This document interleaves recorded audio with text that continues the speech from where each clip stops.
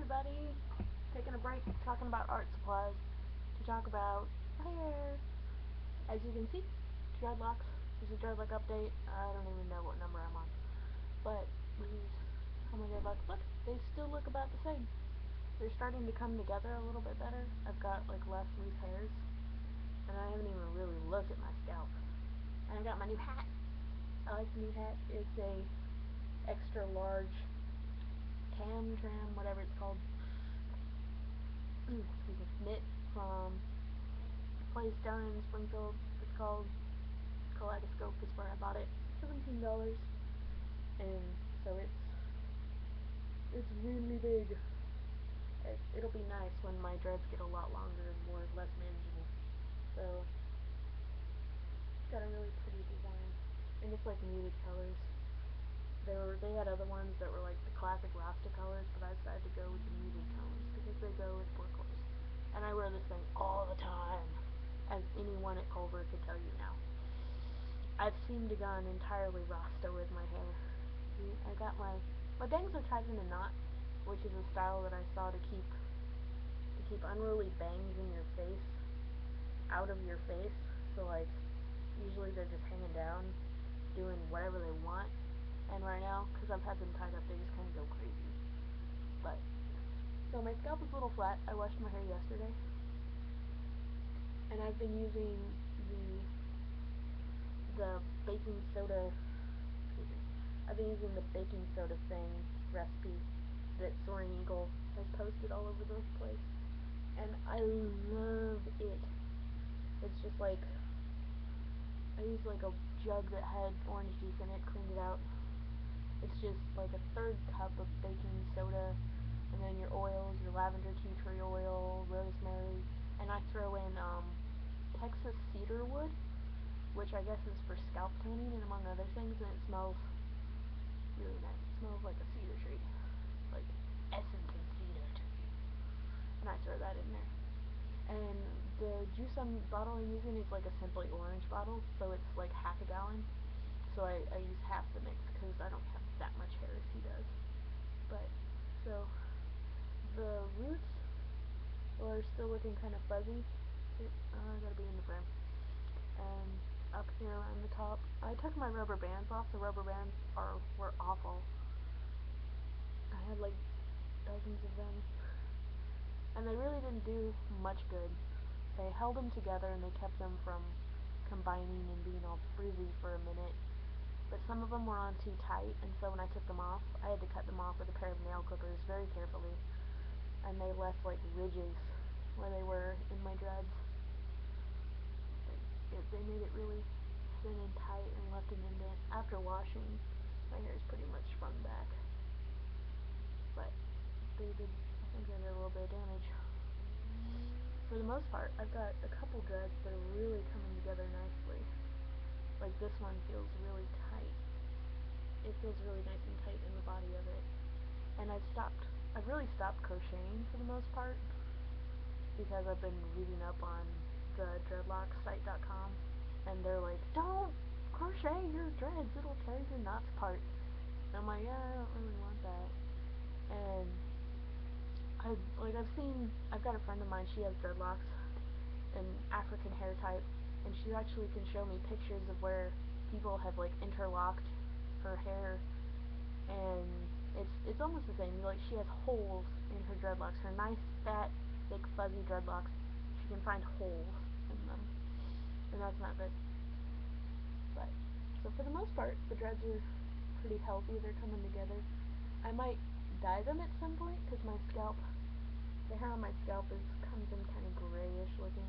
Just low saturation color, because like here this is dyed before I dreadlocked, so my scalp looks kind of gray and dull, and I don't particularly like that. I threw some beads in when my roommate left. She had a bunch of beads stuck in her desk, so I found a bunch of beads and I threw them in my hair. So I've got a couple beads. Here's one. And they don't particularly go with my original bead, but it's fine. Oh, this dread, my first dread, he is looking so, like, it is so tight and mature up here. There's a little thin down here, but he feels very healthy up in the main body of the dread. It's very healthy. And with that rinse, my hair feels incredibly clean and pretty soft.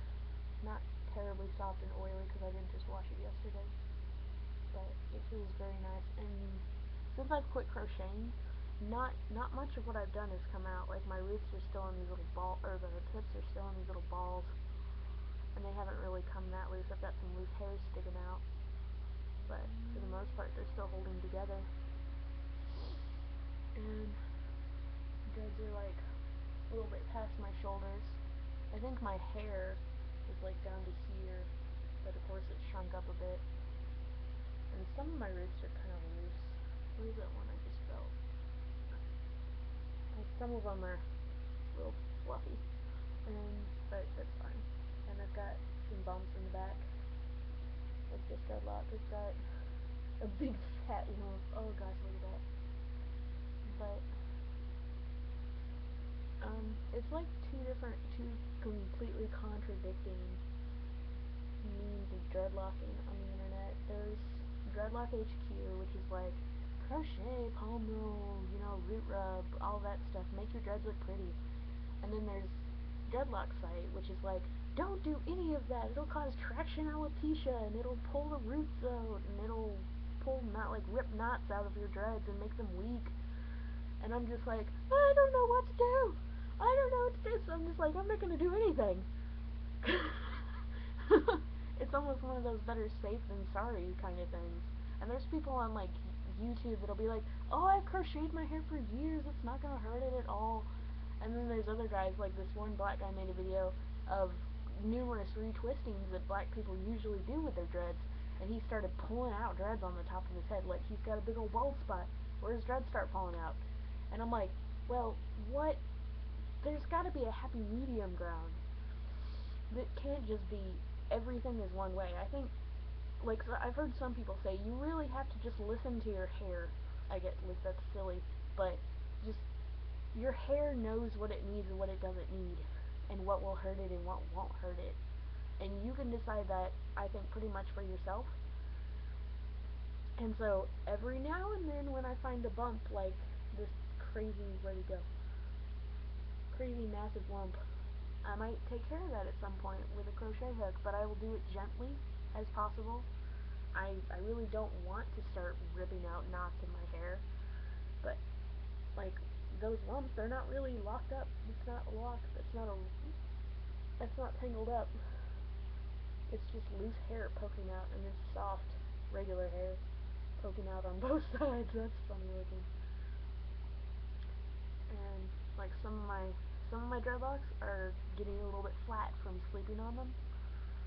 Like they'll be thicker in one direction and they won't be round, they'll be more flat. And I don't like that very much, so I might palm roll a little bit. And I'm not ripping my hair out, I'm not like pulling it away from my head.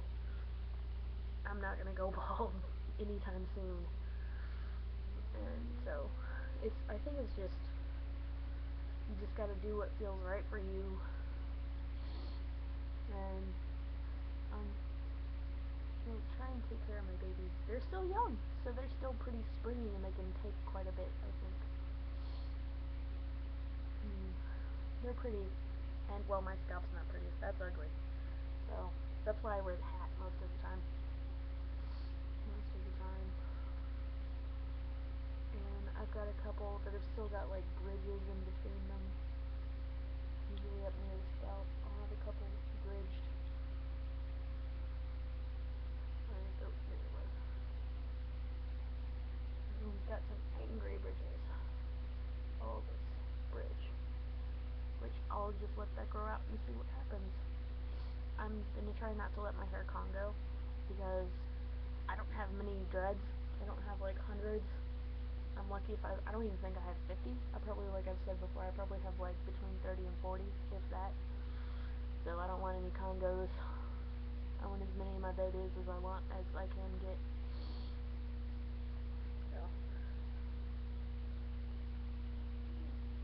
look at them. I I hope I'm in the frame correctly. Yeah.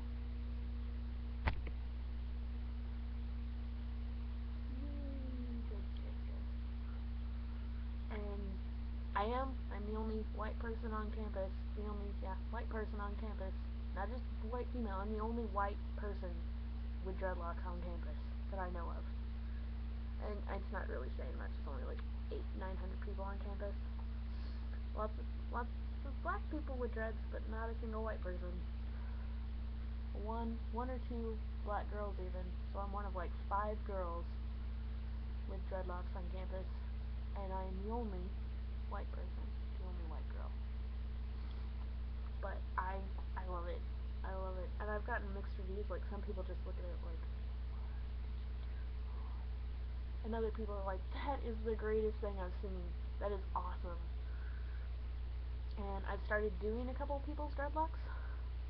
The 2 black guys have had me start little twisties, and so I got on and looked up how to do that. And Damian Walter was he had great videos to watch to how to start like doing little twisties.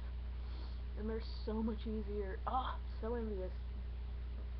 Black hair types are so much easier to dreadlock than white hair types. It's not even fair.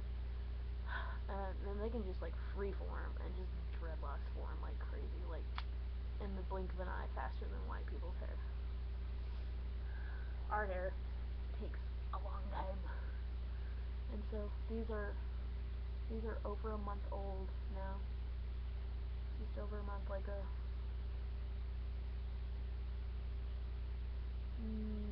see, they were done the 18th. And I can't do math in my head right now. Almost 10 days over a month. A month and 8 days old. Not bad.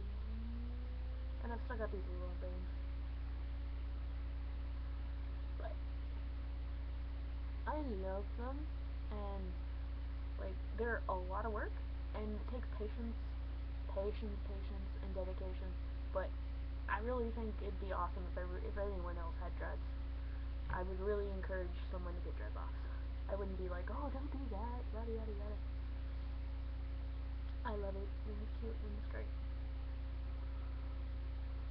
And I would not trade them for much anything.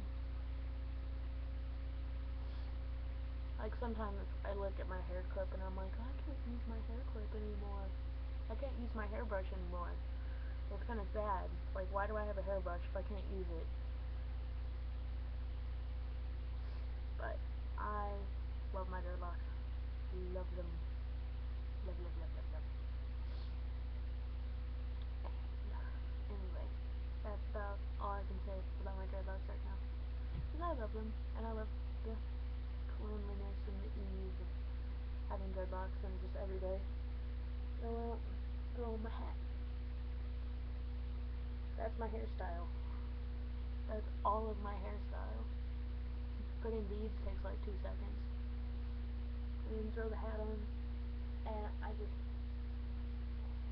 this is how I love looking. I love looking like this. And been watching videos about rainbow gatherings and all that kind of stuff, like the actual people that are so down to earth and just so loving community kind of thing, and they go to like rainbow gatherings, and I'm like, I think I'm gonna have to make my way to a rainbow gathering someday when it gets warm. Yeah, I can't camp right now in the cold. Can't do it. But I think it would be awesome to make it to a rainbow gathering. That would be awesome. I don't even not washing my hair for a month. I don't care. Like, you're just living in the woods or wherever. It's like group camping on a huge scale.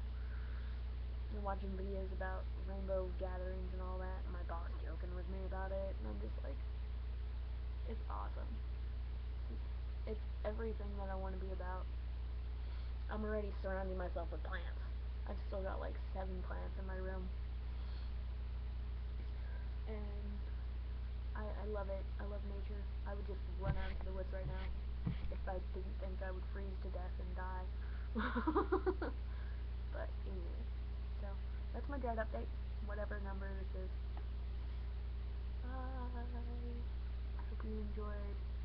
Thanks for watching my other videos. Starting to do videos about artwork now. Art and craft and art supplies. Because I'm an art supply whore. Bye.